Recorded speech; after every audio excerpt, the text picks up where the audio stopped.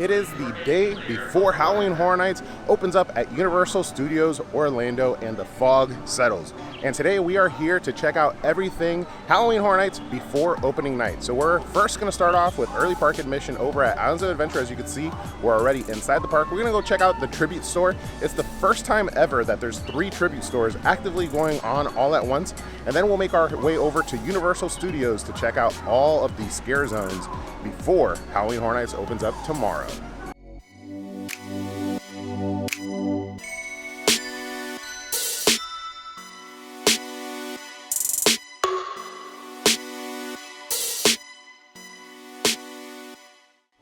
All right, and we're making our way back to the All Hallows Eve tribute store. But like I said, this is the first time that they've had 3 tribute stores open. So far, for the first couple of weeks, or at least up till the beginning of October, the Jurassic Park store is going to be open at Universal Studios, as well as the tribute store for Halloween Horror Nights 32 opened up yesterday. So they have 2 over at over at Universal Studios, and then 1 over here at Islands of Adventure.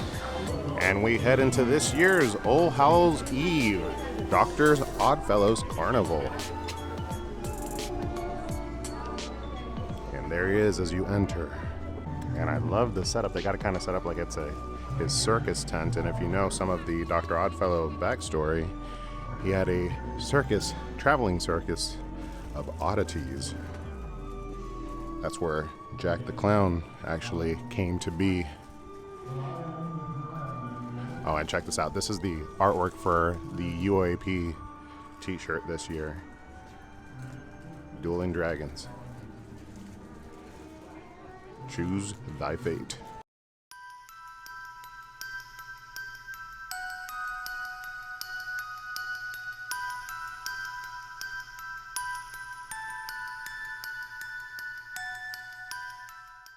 And this year's Scare Zone shirt, I gotta say, the art for the shirt should have been the one for the houses.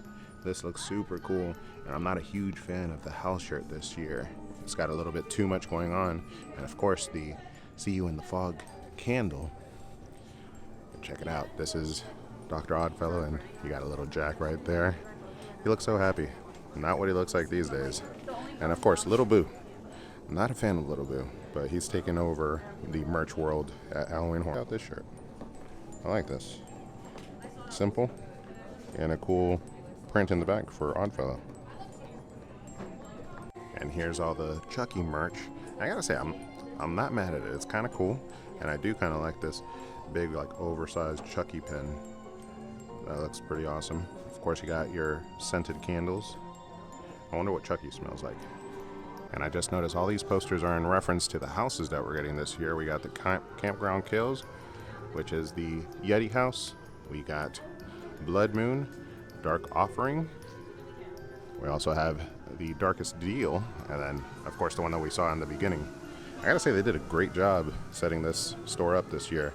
I really like how it all ties into this kind of horror icon, Halloween Horror Nights icon, unofficially, because it wasn't announced, but he does seem like an amazing icon. I wish they would have pushed that marketing a little bit more outside of like the enthusiast realm, because I feel like the casual coming isn't going to actually understand without some backstory.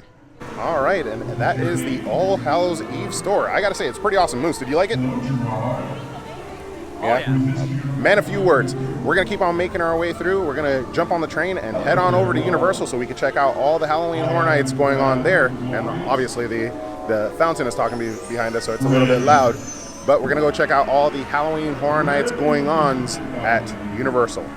And let's make our way from Hogsmeade Station over to Diagon Alley. Looks like we only have a 10-minute wait.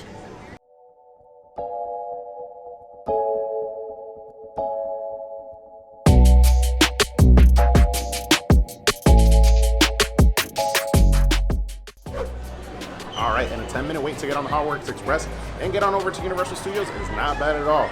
We are now at Universal Studios, and since we're already here, let's make our way over to Diagon Alley and check out the new scare zone coming this year to Halloween Horror Nights. We're gonna make our way around the park and check out a bunch of the stuff going on the night before Halloween Horror Nights, but we're not gonna check out every single scare zone. We probably would spend way too much time, but we're gonna get a nice feel for everything that's going on at the park and some of the cool stuff like, woo, we're getting blown out.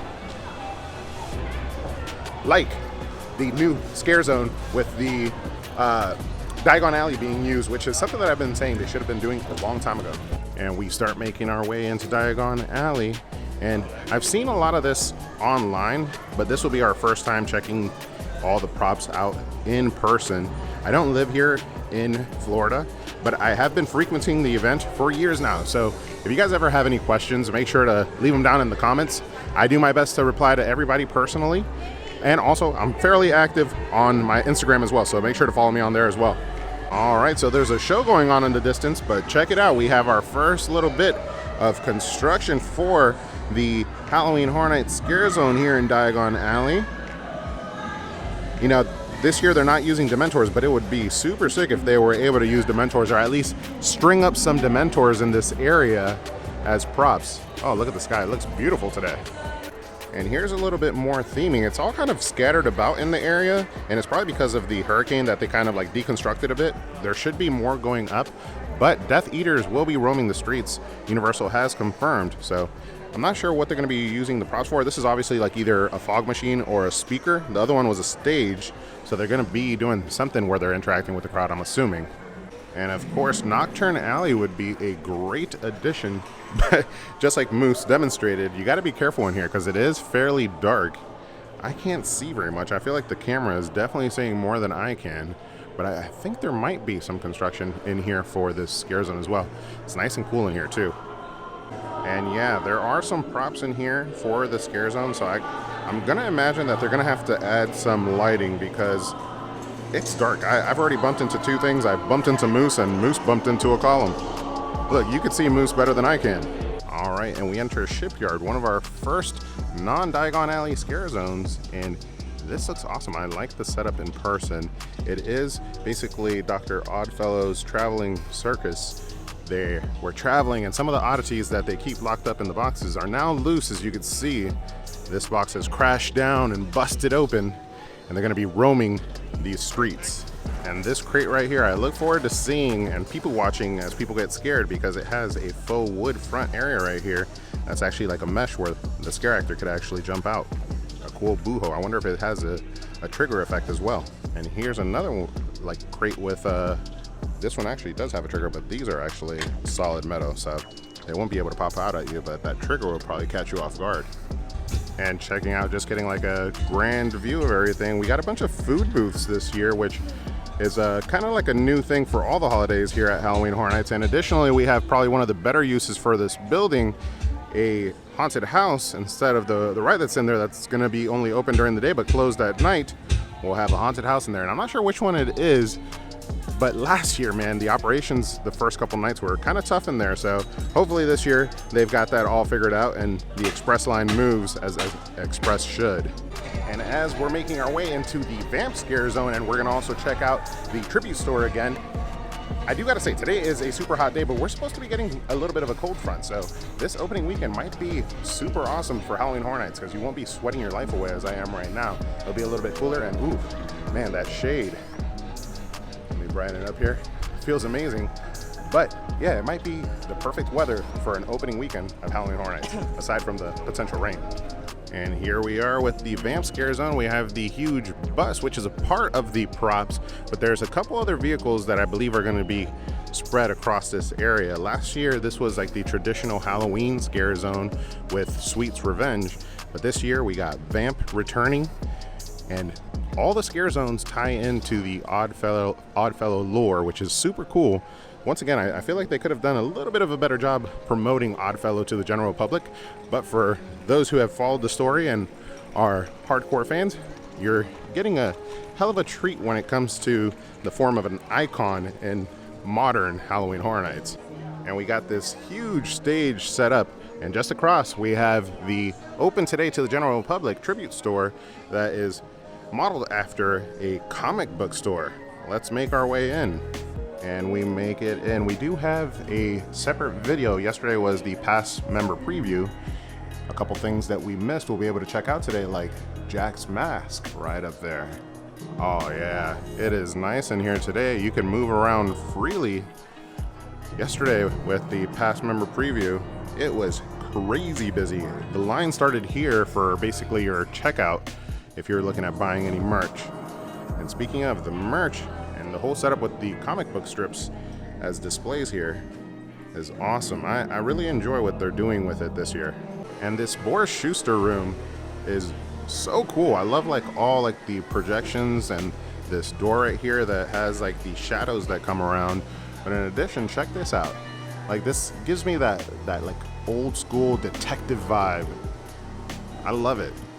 And as I mentioned, the merch this year is super cool. We got some Surfer Boy pizza shirts, as well as a Think cap, something that all of us could use every once in a while. But yeah, all this is the unique gear for Stranger Things this year. One of the IPs that I'm anticipating is going to be a hit, like previous years. And here's the pass holder shirt that they're doing for Dueling Dragons. I really enjoy this shirt. Choose thy fate on the back. It's super cool. Just the artwork for this particular merch is awesome. Maybe I'm a little bit biased because I'm a huge fan of Dueling Dragons and now it's gone, but also the See You in the Fog, for whatever reason, to me, these two pieces of merch are probably my favorite. The rest of the merch is a little bit too much. There's too much going on some of the merch, like the house shirt. And that, my friends, is the tribute store. Look, as we came out, Moose's glasses fogged all up. He could barely see. But the tribute store this year is awesome. I really enjoy it. And like I said earlier, this is the first time that they have 3 tribute stores open all at once. One over at IOA and then 2 over here. The Jurassic Park tribute store is still open, I believe, up till the end of September. So if you're lucky, you'll be able to go check it out. I was lucky enough. I was so sad that it was here during the summertime and I didn't get to come, but I'm so happy that it stayed open. So we're definitely going to go check it out, maybe on a separate video. But Halloween Horror Nights is coming along. Tomorrow is opening night and the fog will fall. Alrighty guys, I think that's gonna wrap things up. This video is more to get myself hyped up and bring you guys along checking out everything before the fog falls tomorrow on opening night of Halloween Horror Nights. I'm excited, I hope you guys are, and I hope you enjoyed coming along for this video. I will see you tomorrow in the fog, but don't forget to ask yourself, have you been entertained?